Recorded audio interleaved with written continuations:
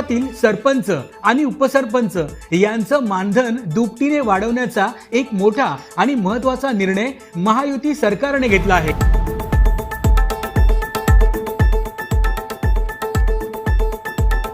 या निर्णयानुसार आता सरपंचांना ग्रामपंचायतीच्या लोकसंख्येच्या वर्गवारीनुसार 6,000 ते 10,000 रुपये, तर उपसरपंचांना 2,000 ते 4,000 रुपये पर्यंतचं दरमहा मानधन मिळणार आहे। सध्या सरपंचांना 3,000 पासून ते 5,000 रुपयांपर्यंतचं मानधन मिळतं, तर उपसरपंचांना दरमहा 1,000 ते 2,000 रुपयांपर्यंतचं मानधन मिळतंय। महाराष्ट्रातील 28,813 ग्रामपंचायतींच्या सरपंच आणि उपसरपंचांना या मानधन वाढीचा मोठा लाभ मिळणार आहे।